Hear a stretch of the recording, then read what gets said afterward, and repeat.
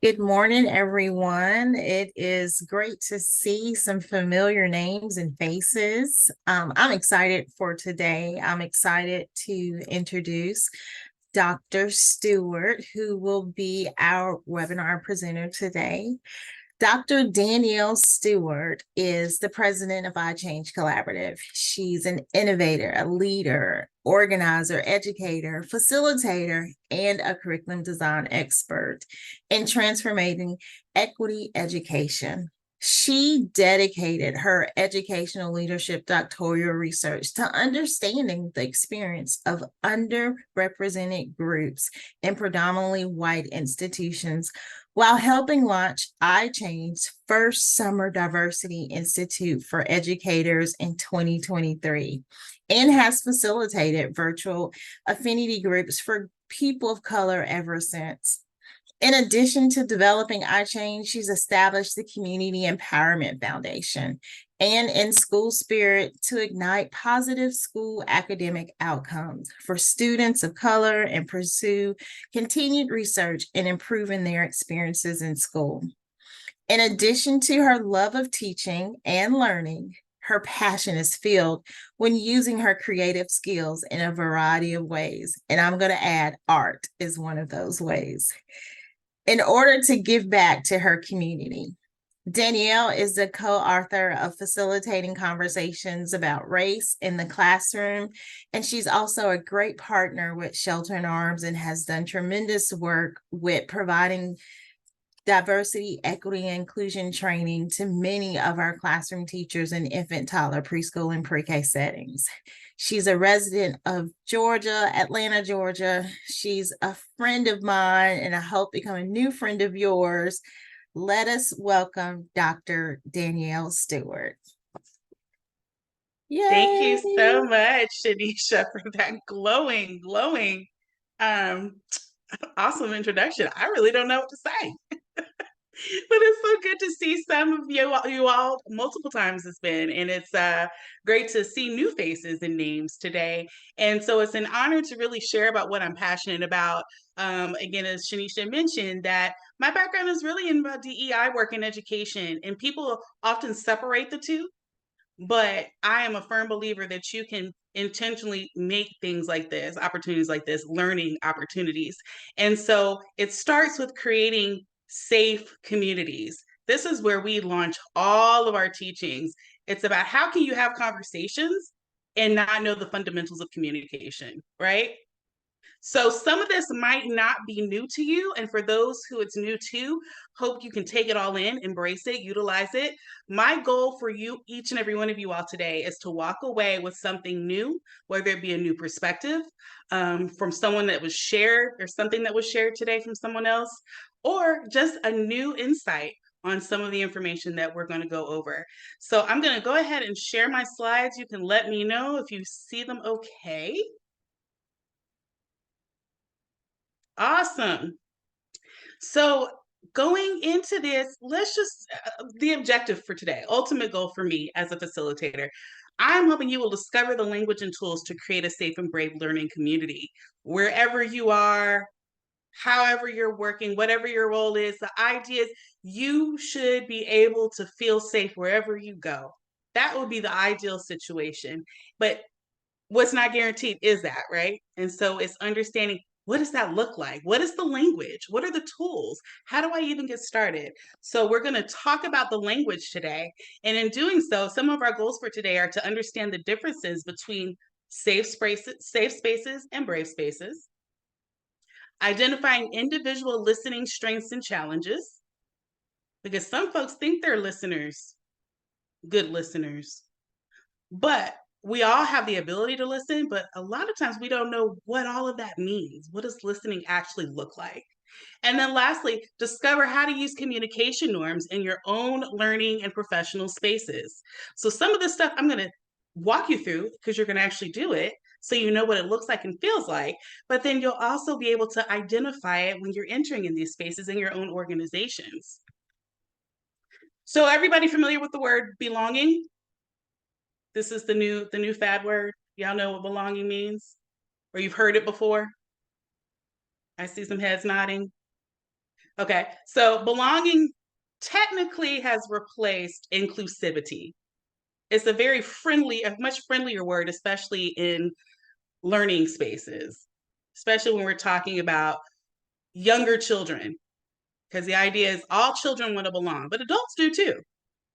So, belonging begins with creating a common language, as I mentioned, we're going to talk through today, that supports a safe and brave space. How do you know what it is you need to feel safe and brave if you don't have the language to articulate that? Okay. So, my question for each and every one of you, and I know many of you probably are not going to show your faces, but I'm hoping you will still put something in the chat box. And my question is, what do you need in this space on this Zoom call today from me, your facilitator, and from each other to feel brave and safe enough to show up and engage? Share your thoughts, share your ideas with people in this room. What do you need? If you can type those in the chat box, and I'll have either Diane or Shanisha kind of read them out as they come through. And if you're really, really feeling great today, why don't you add why you need that? Because it's easy to say I need respect, but what does that really mean? And it's important to be able to articulate that when we're talking about creating a common language. If you need trust, that's great. But you know, trust it's often assumed, and it might mean different things for different people.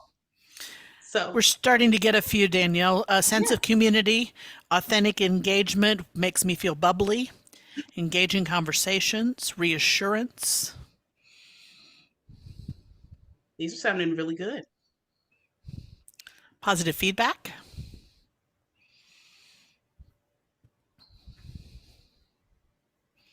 kindness, Ooh, that's a great one.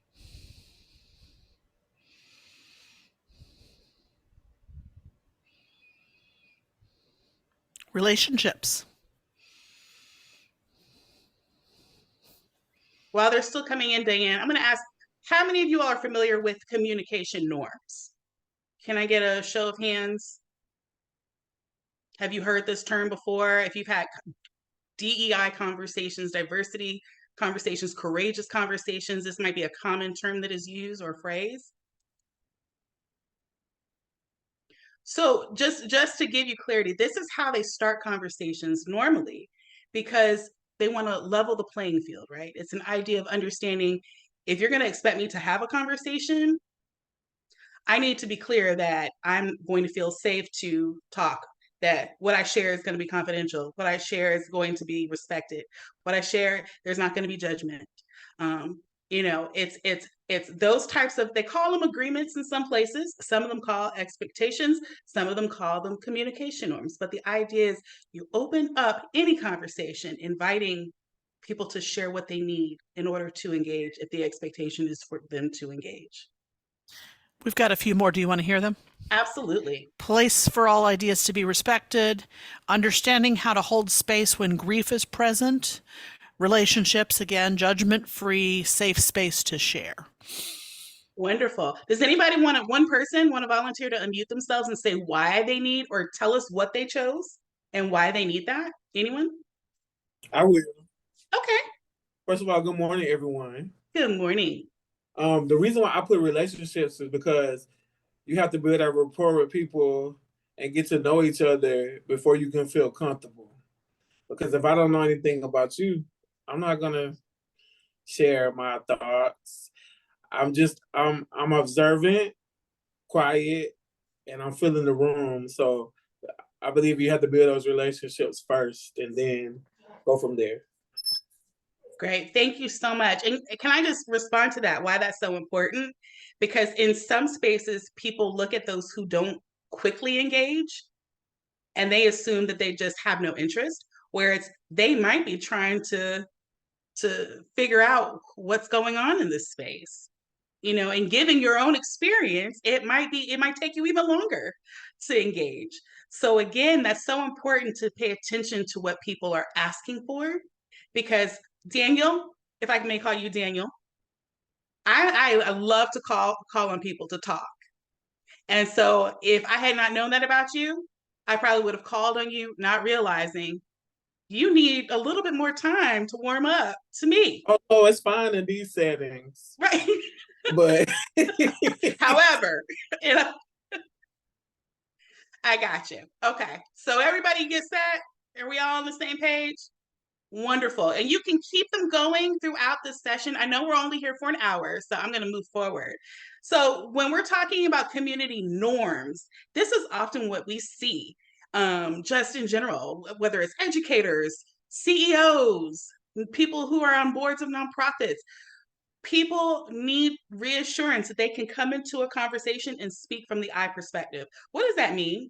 The I perspective means that I have a specific opinion from my own experience, and I'm speaking it the best way that I can. I'm not speaking on behalf of Diane. I'm not speaking on behalf of, I'm speaking from my perspective in this moment. And sometimes we have to be reminded we are not the spokespeople for everybody. And that's really important, because when we're talking about spokespeople, we're talking about I can't speak for my own race. I can't speak on behalf of my own gender. I can't speak on behalf of those who are single and in their 40s. I can't. I can speak on what my experience is, but speaking from the I perspective, let's be clear.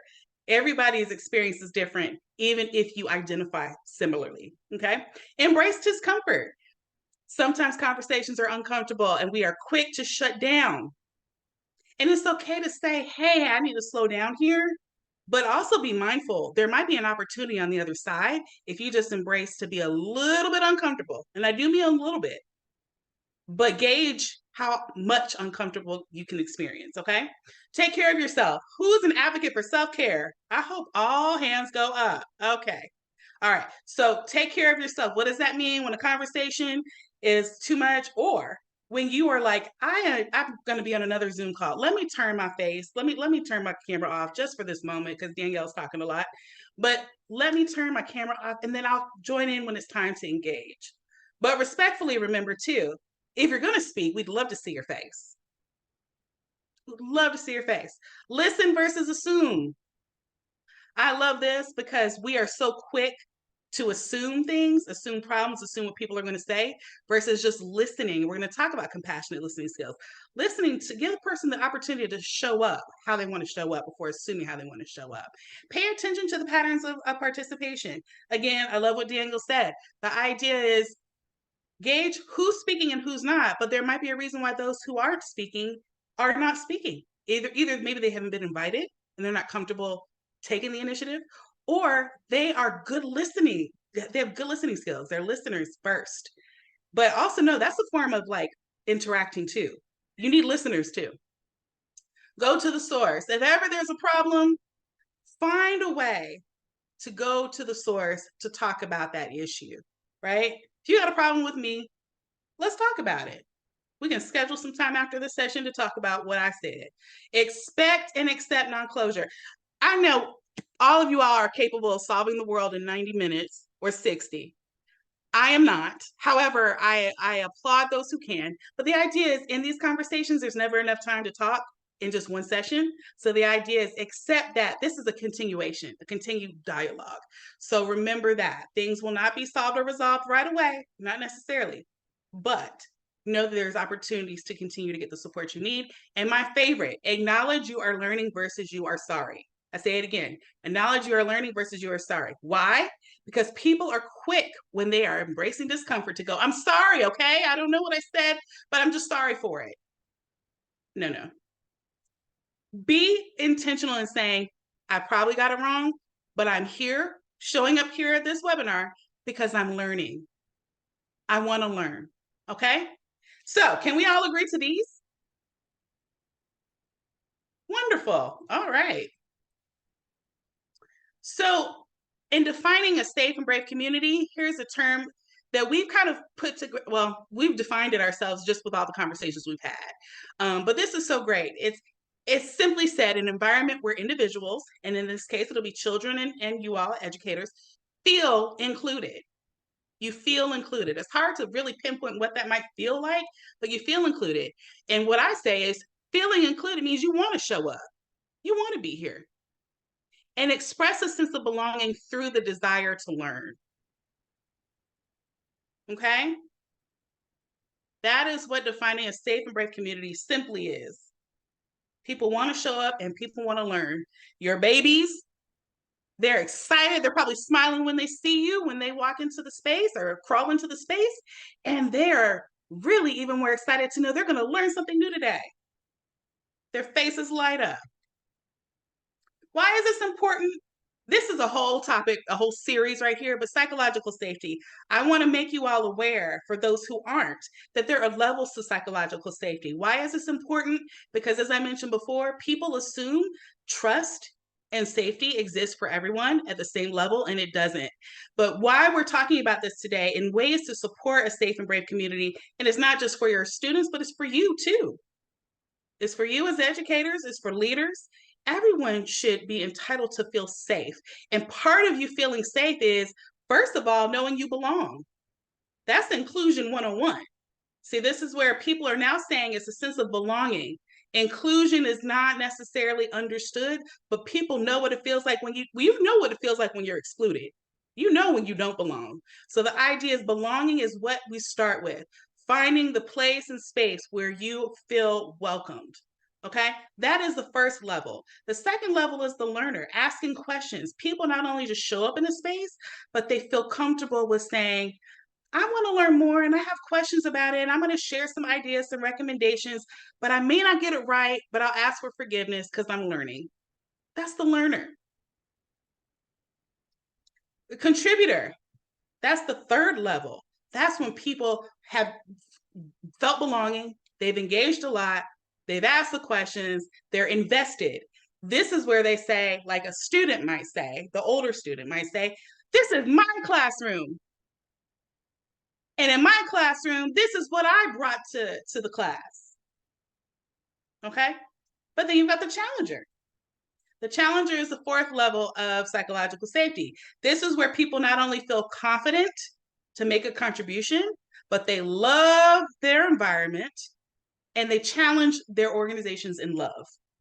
So, for example, for a student, it might be, I love my school, but something's not right here. So I want to make sure that we do something to get it right. For adults, it's, I love my job. I love what we're doing here. And I want to see it done better, but there's some errors. So what happens when we don't honor these levels of psychological safety? What happens is a challenger, and I'll say for someone who's maybe identifying in an underrepresented group, a challenger is a troublemaker. A challenger is, they're coming in to start trouble. That is an assumption. Sometimes it might be the right assumption. But the idea is they might be challenging a system because you all have not provided a space where they belong. They've never felt included. I see kids doing this all the time, where it's, okay, well, whatever I need to do to be listened to, I'm going to challenge you. I'm going to raise some sand here. I'm going to cry. I'm going to whine. I'm going to complain. But the idea is, it's because it starts with inclusion, which is what you all are so instrumental in establishing that feeling. I know adults who feel like they've never belonged. And I feel like an adult who has never belonged was a child who never belonged. Highly likely. Because they don't understand the feeling of belonging. This is how we view belonging as well as an organization. I don't know if any of you are familiar, but this is really old. It's Maslow's hierarchy needs of, belonging. That's the idea, okay?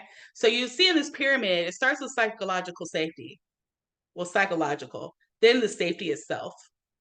Then it goes into the love and belonging piece, which then breeds esteem, right? And then self-actualization.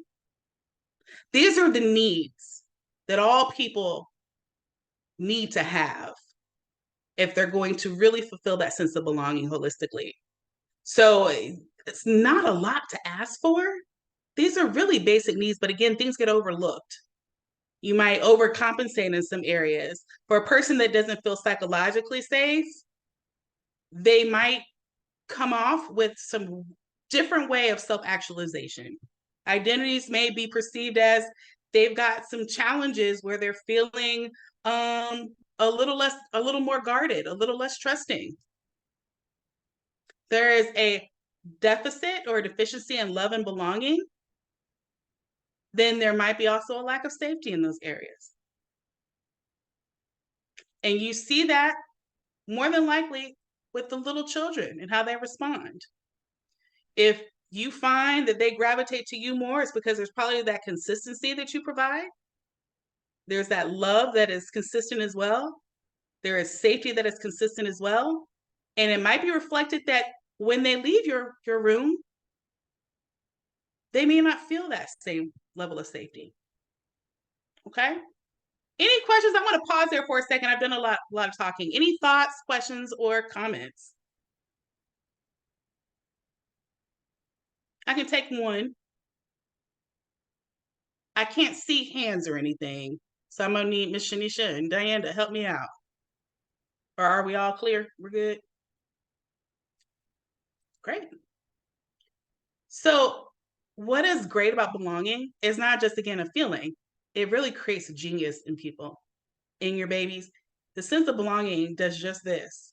It creates a really a good foundation.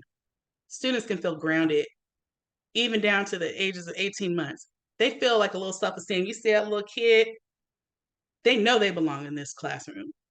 If you try to pull them out, they won't be happy because it's the connection that was created. They belong there. It also helps increase academic performance. There's more engagement, more participation, more desire to learn, and then also the stronger sense of identity and self-awareness. That's so beneficial to belonging. So if anybody ever tells you it doesn't matter, it does. And this is why. And not only because it makes the student feel good, but it protects the children and it protects those of different identities as they're growing and learning who they are.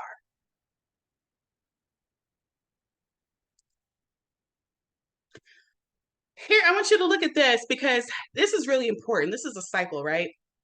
It's what comes first. Is it the environment that helps nurtures the person's growth in this space? Or is it the person reflecting how they feel into the environment? I think it's both. I think we come into a place and we set the tone, the vibe of how things are, how people are feeling. If you are establishing a loving environment, you are probably then reflecting what you're feeling. You love your job, it shows. Students are happy, it shows. What are your thoughts on this? What do you think comes first? The individual who comes into the environment or the environment that comes in to support the individual? What would you have to say? I think it would be how an individual sees themselves and their own perspective of what's taking place, truthfully. Absolutely. Absolutely. And I'll say, I don't think there's a right or wrong way. I do think that everyone has a perception. I think what happens is a person in some places has to be the one who ignites that in an environment, right? You've got a first day of school. Well, we got to set this tone. I got to show I want to be here. But if the environment has already been established within the school at large, if your classroom is a piece of what the organization ultimately believes and what their vision is in creating an environment that everybody wants to be at, well, then it's already been established. This is the standard. This is the standard of the environment. Anyone else before I move forward? Okay. Why is that important? Because even, and we'll talk about this in a few minutes, but the approach that iChange Collaborative uses in everything we do is called the transformational inquiry method. There are 4 components, right? It's the personal, social, cognitive, and action. Why is this important? Because when we're again talking about how early students can learn about compassion and learn about belonging, it is the idea that if you create a space where all of these are going to be supported in the long run, you will have leaders that come out of your spaces. Those babies are going to be future leaders because you are already establishing that there are 4 components that are going to help this child in being the best leader, being the best learner, the best person they can be. They will be confident in exploring their own identity because of these 4 components. Let's talk a little bit about these really quick. There's the personal piece, right? And the personal is where you are exploring, you're curious, children are trying to figure things out. Adults, it might be, I am trying to think back on how certain things have impacted me. When we talk to adults and again, having conversations about identity exploration, it's asking a reflective question. You know, I'll give you an example of one. How, give me an idea of what your first experience was about race at the age you were, of the same age of the children that you're teaching. I could have said that easier, but I just went all the way around the world. But the idea is you really help someone with the question to reflect on their own exploration. Okay. And from there, they're able to connect to the content. Then you've got the social piece. The social piece is the interaction. Now, how do we then learn about each other's experiences so that I can then understand this is not only about my experience, but it's about what other people are experiencing, especially across differences, right? This is where we do sharing, listening, connecting, building relationships. This is where this happens. It's what your students need. Then the cognitive piece is the perspective of others, the problem solving, the decision making, the content that again validates why this is important. If you have lessons that you're teaching, this is what's happening in the world. This is how it impacts you. And I know it's different for babies, but the idea is, again, understanding there is a reason why I have you in this class learning this. And then there's the action piece, which again is what we're doing today.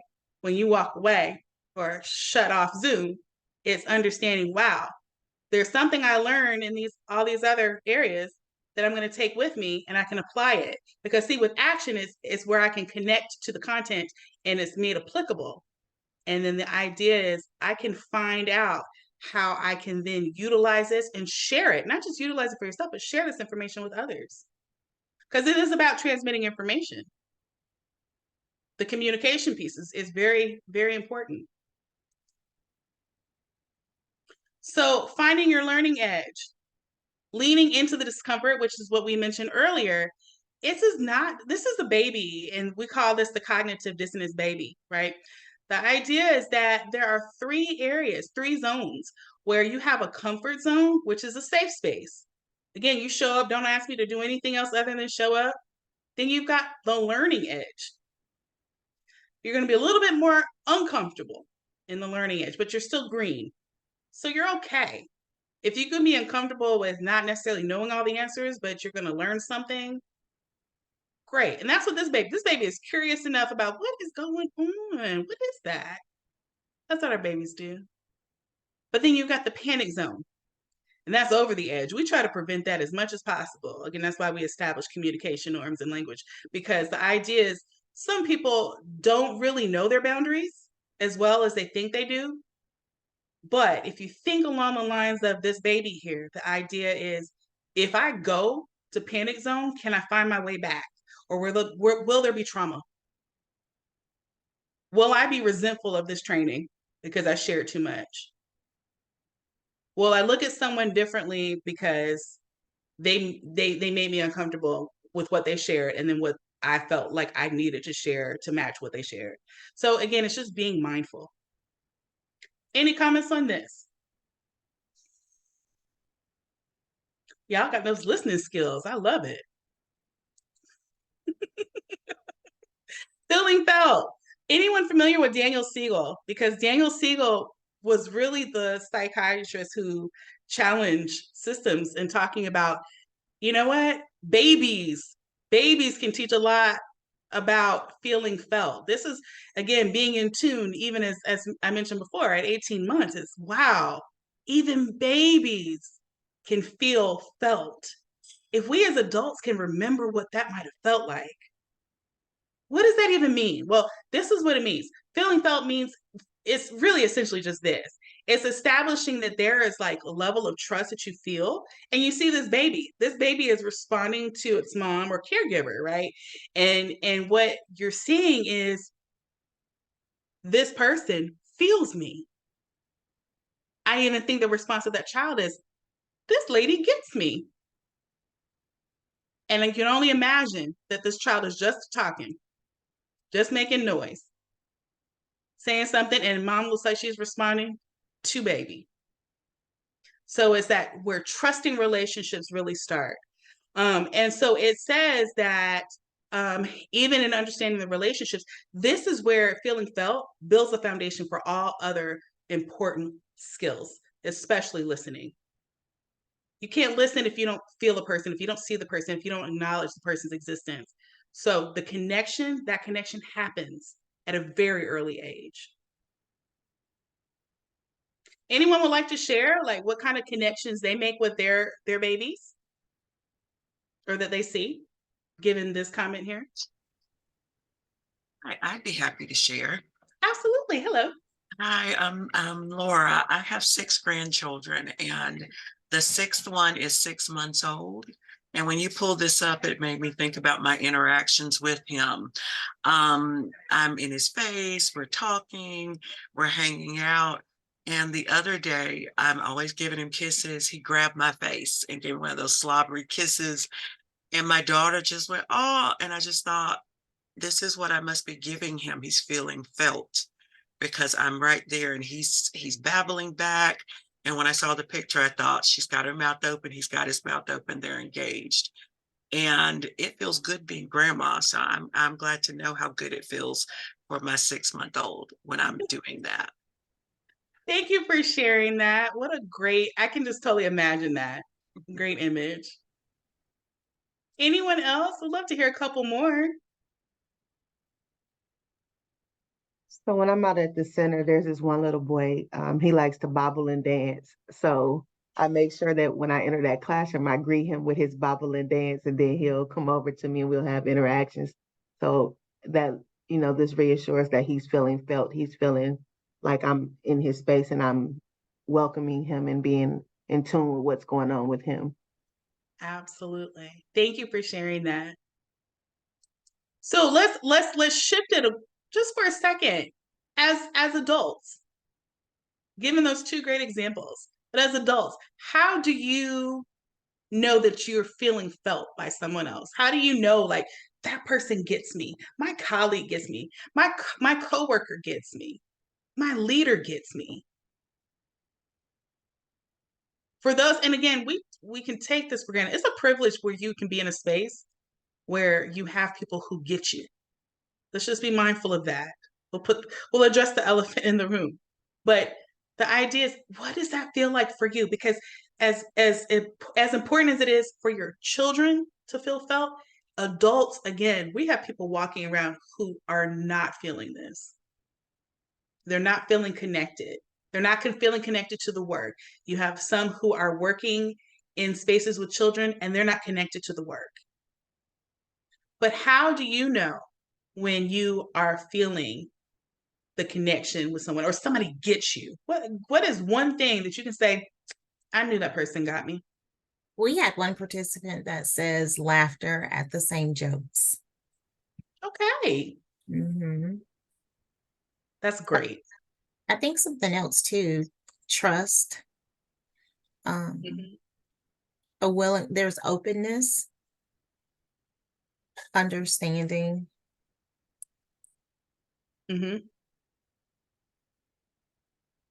I'll add one too, which is it's not always what people say, but by their actions. Do you ever meet a person who gives hugs, like some of the best hugs? And it's almost like it's on their radar. They know when you needed that hug the most. That is the best.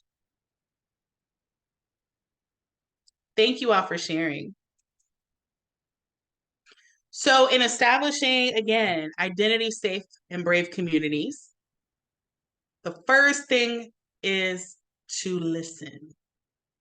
It is the hardest thing for many of us to do, but it's the most beneficial thing if you can get it right.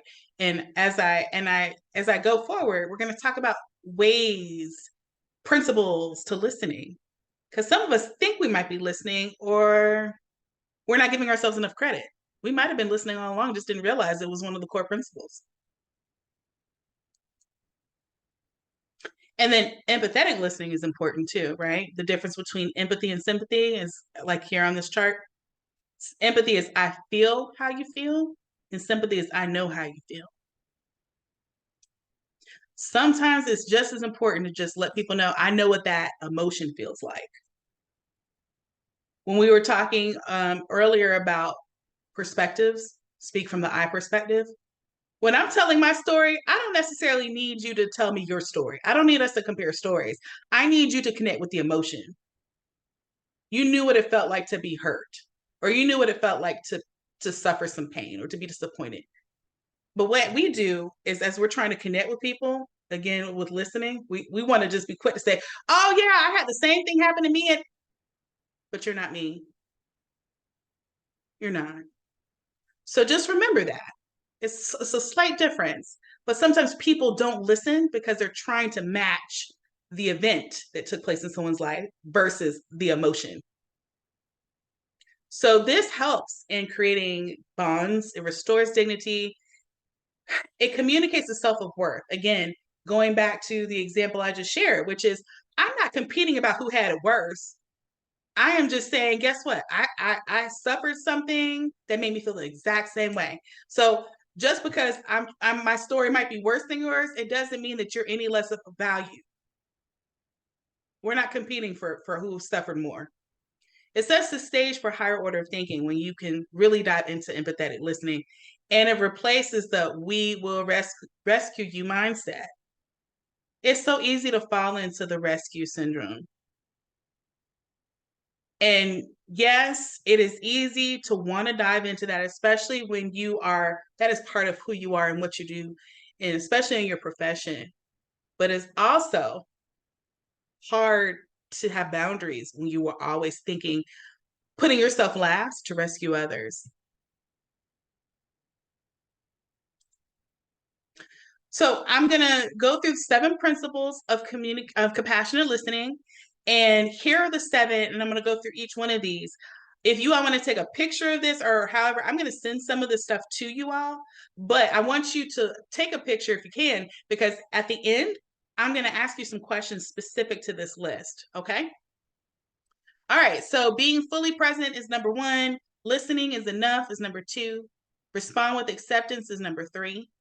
Ask authentic questions is 4. Conflict is part of learning is 5. Being gentle with yourself is 6. And treat the candidness of others as a gift is 7. So let's dive into what each of these really mean. And then I'm hoping all of you all can say, you know what, I do have at least one skill on here that I'm good at. So listening is enough. Again, listen not to fix anyone, listen to listen. You know, sometimes it's just all about that person, that child is needing to just say what they needed to say and know somebody was there to listen. And then you can always follow up with, how can I support you? That's another form of listening that we're going to talk about later on. But if you're too busy coming up with solving the world's issues or the problems that have come before you, you aren't listening, right? You are not listening. And so your job is likely to just allow the space for someone to just come in, a child coming in just to cry or open up their hearts or just to laugh or whatever that emotion is. Allow the emotion to be present. Respond with acceptance. So what does this mean? It means accept that someone has said what they've said. Doesn't mean you have to agree, but accept it was said and you acknowledge it was said and you heard it. I heard what you said. You don't have to add anything. You don't have to say I don't agree with you. You don't have to say I don't like it. I heard what you said. And then allow for that person to come to you and say, well, what do you think about it? That's when you give your 2 cents. Give the opportunity. Again, this might be an opportunity for that person just to like say what they need to say. But also show a genuine interest. You know, it goes both ways. If you're showing interest in how people are communicating with you, they'll show interest in how you want to be felt. You want to feel that same feeling. Be fully present. This is awkward for many of us because being fully present doesn't mean you're always going to have some dialogue. It might be, I'm just sitting here with this person. I'm sitting with this child. This child isn't saying anything to me. I'm trying to get the child to speak. This is really awkward. And you take it personal, don't you? You're like, why aren't they talking to me? But the idea is, it's okay. Just be present. Sometimes that is all you need to be. And being present means refraining from, as much as possible, multitasking. When possible, making sure you aren't using your devices. Now, this is slightly controversial, right? Because some folks learn and listen better as they're multitasking. And so what I always say about that is acknowledge that what you're doing might not be understood by the person that you're communicating with. So in short, you know what?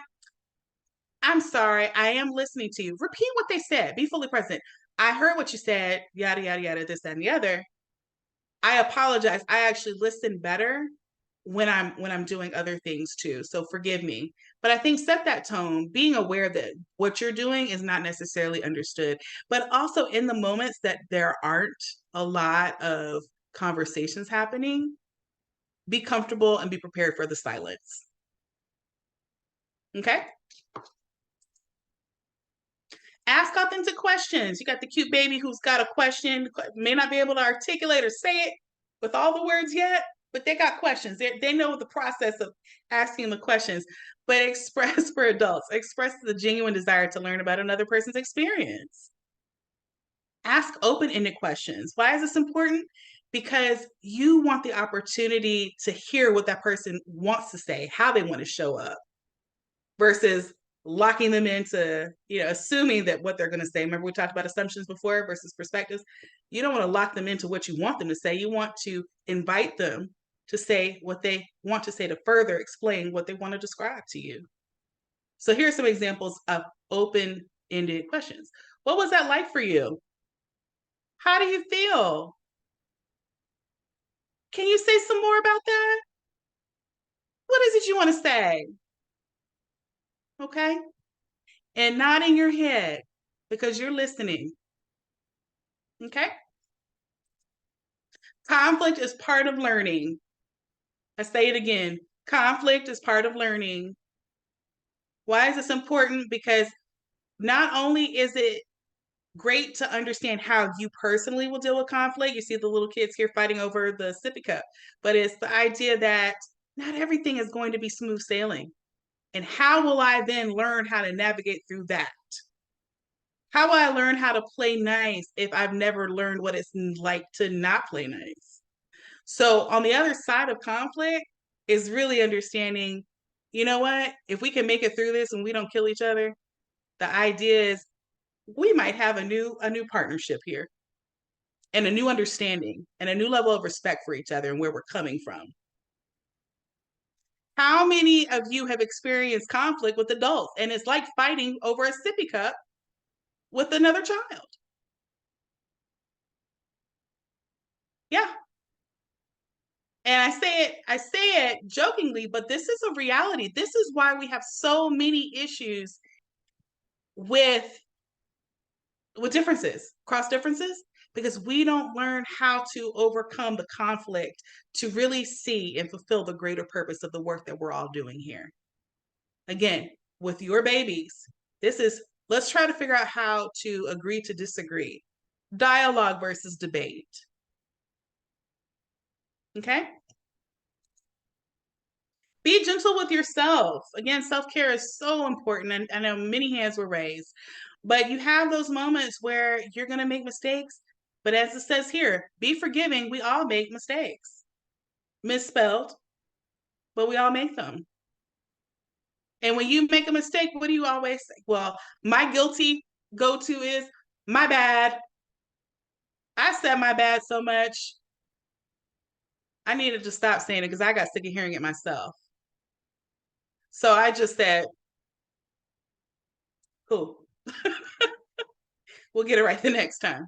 But being gentle with yourself, because again, that becomes very taxing, right? As a woman of color, I am constantly feeling the pressure of not being perfect.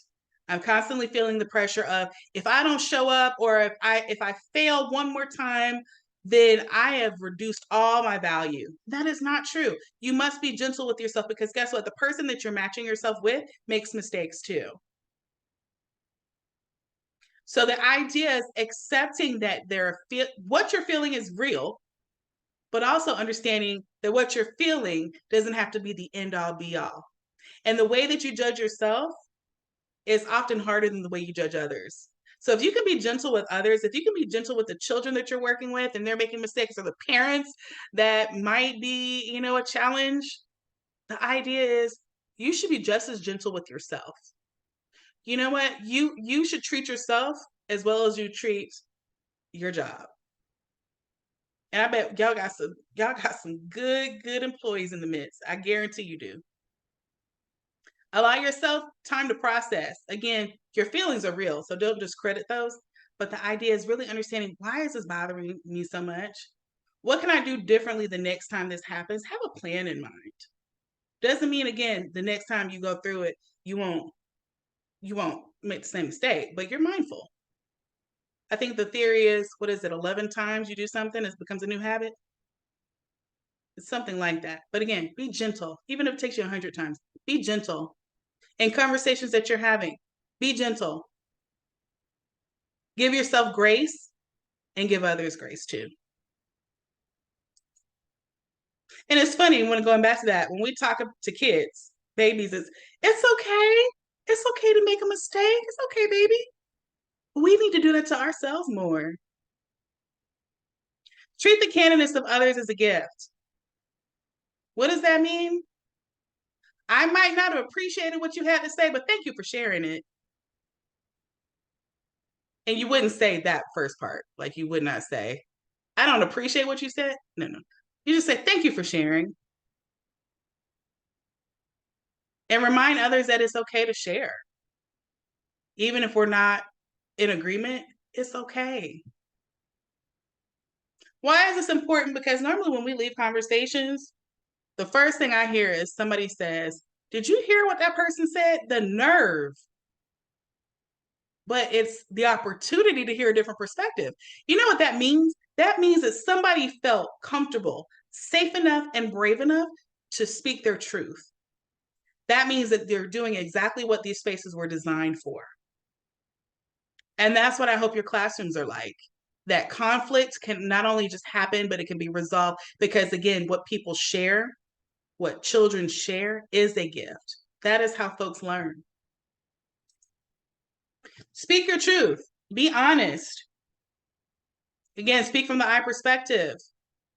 Share your feelings versus your opinions. Again, we talked about empathy. It's really important to, let's not try to compete with who had it worse. Let's just connect to the emotion and be aware of when you're going cognitive. Just be aware of that. And dare to be vulnerable. Some folks believe that vulnerability is a weakness. I say it's a sign of strength. And I also believe that there is a level of vulnerability that we all have to feel if we are all being intentional in creating deeper connections. So going back to the cognitive dissonance baby, that's the second zone, the learning zone. Vulnerability happens there. And the more vulnerable you feel comfortable in being, again, gauge it as you personally feel. Remember that your boundaries can only support that, right? Your boundaries are there to not keep others away, but to protect you. But how do you know your boundaries if you don't know what it's like to step out of your comfort zone and be more vulnerable? So it helps you establish those boundaries. And it's funny because children, and if anybody wants to chime in on this one, but children, when you cross the boundary with a child by the way they look, by the way they respond to you physically, Anybody want to respond to that?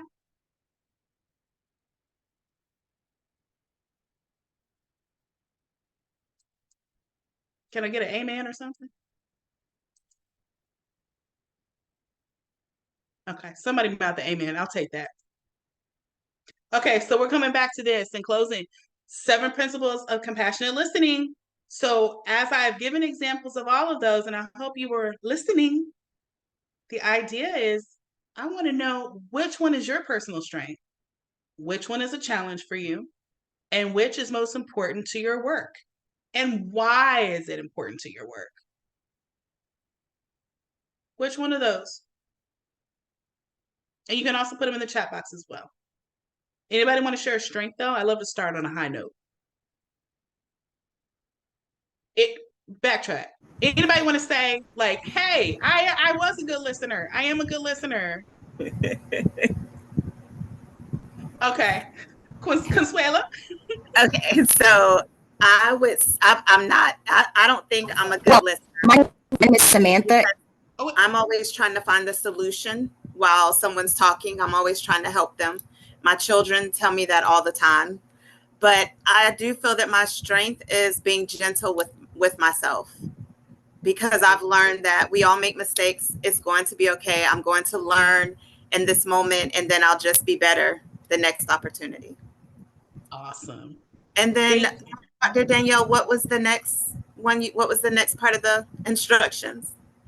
Which is most important to your work? Whatever role you have, and why is it important? Which one of these skills? Respond with acceptance.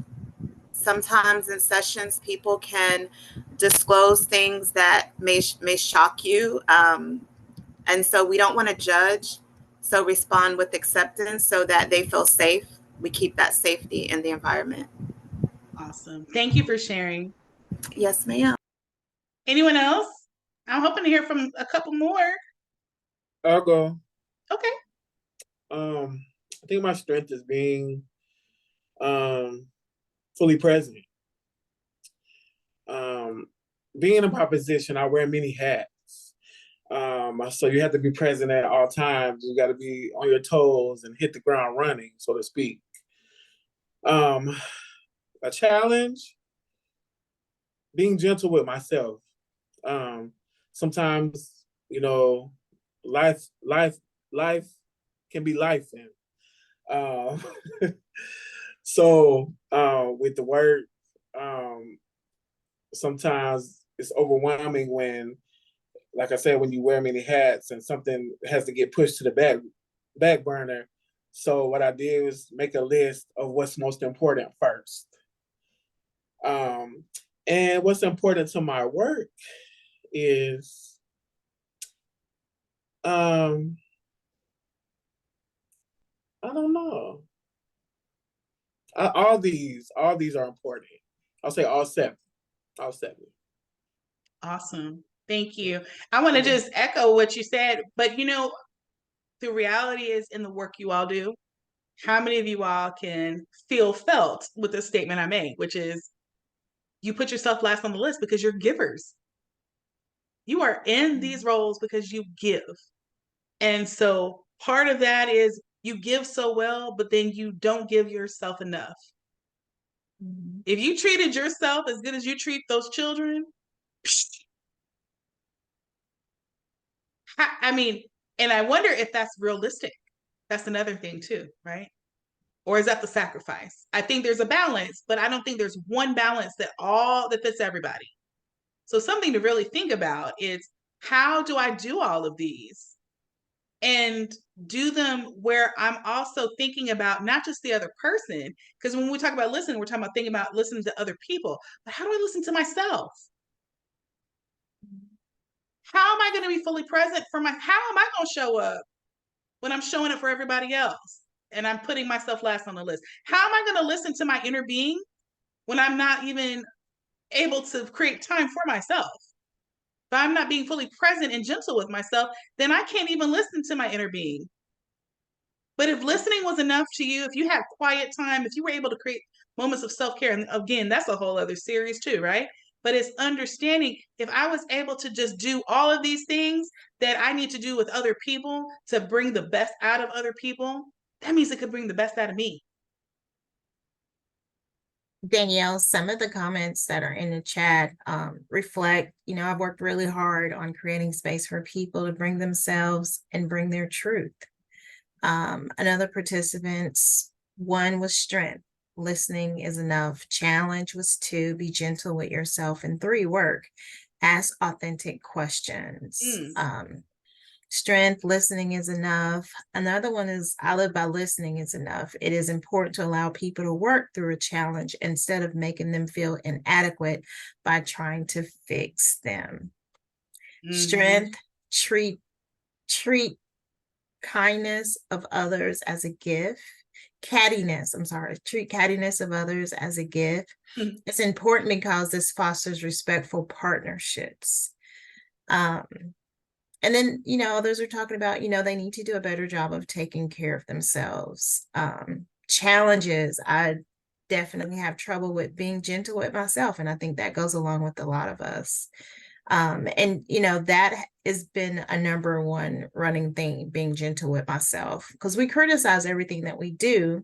And I always think, that you can do better. Listening, compassion, struggle with feeling like I belong, being compassionate with myself. One of the strengths I have is understanding conflict is a part of learning. People tell me that I love conflict. I tend to agree. All is important, but being fully present is the most important. This principle allows others the opportunity to take the time to get their full thoughts out without being interrupted. Absolutely. Weakness is trying to resolve others' issues instead of just listening. Absolutely. Yeah. So this is why I completely love this space, because again, in the work that I do with creating inclusive cultures, this is what we fall back on. This is important. What I'm telling you all today is no different from what I'm telling myself, and I'm not good at all of them. But the idea is this is the foundation for any type of conversations that you're going to have. This is the foundation. This is how we establish listening so that we can create psychologically safe communities, so that we can then teach our children what that looks like. Because again, it might not necessarily start off with what it looks like. It might be the feeling. What does it feel like? And those children that you're nurturing are going to know that feeling because you all are doing the work. So remember, y'all are the DEI experts as far as I'm concerned.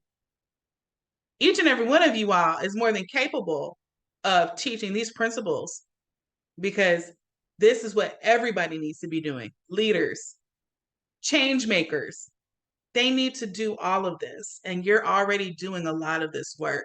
So I'm going to close with this. What is one thing that you'll take away from this session, or would you like to know more about?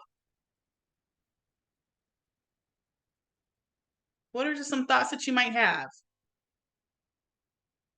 I'm listening. I would take away the aspects of belonging and how those may identify and how they'll look to belong. I love your point in regards to the environment. I think that has a huge effect on belonging. So overall, a great presentation. I really enjoyed it. Thank you. Thank you so much. I'll go next. Sure.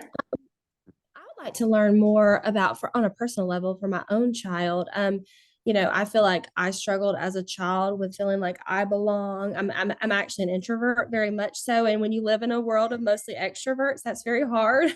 And so, going through my whole life of learning to feeling like I didn't belong in that setting, in a classroom setting, I feel like some of it is genetic wise as far as my daughters go. And I see those tendencies. So maybe I would love to learn more about like some strategies we can, as a parent, I can use at home to help them succeed and be confident in themselves. I have a 7-year-old daughter who is very social, which is very the opposite of me, but she struggles with making a mistake, and to the point of she doesn't want to give 100% to her schoolwork in the lieu of failure. She feels like she will fail if she makes a mistake. So I would love to learn some strategies for parents to learn at home to help those babies succeed, you know, and move through life with that. But I in agreement with the last speaker, as far as you were so fabulous and so positive, and I would love to sit on more training sessions with you. You were great. Thank you. Thank you so much, Courtney. As a matter of fact, I believe that my information will be shared after this. So I would love for you to follow up and we can certainly continue that conversation. But let me just say this. I too was a child that I don't know how I landed there. It must have, but it was a household full of introverts. Right. And all that time, I'm 45. All that time I said, what is wrong with me? I must be doing something wrong because they keep going, Danielle, you know? Right. And it was at 45, my dad said to me, Danielle, you were never a bad child. We just didn't know what to do with you. We were all introverts and you just talk so much. Well, and I have my earliest memory. It's funny because my earliest memory is being like probably like 3 or 4, and like and you know, again, I think, you know, I have like sensory, like loud, that bothers me. So my earliest memory is of my like everything being so loud and going, what is wrong with these people? What's me? Why I can't process this. So it is funny to see that earliest memory of your environment, and then you base that on, like, you know, when you go to school, most of the time you're with extroverts, and so that's hard to fit into that position. And I see my own girls struggle with that in a different way. So yeah, you were fabulous. Thank you for everything. Thank you so much, Courtney. Well, I think we're over time. So again, I just want to say thank you so much for this opportunity and cheering you all on. So keep up the good work. Please join me in thanking Danielle for her wonderful presentation. Thank you. And as we do, I do also want to acknowledge our funders, the Prevention and Community Support section of DFACS, who make this and all of the work of Better Brains for Babies possible.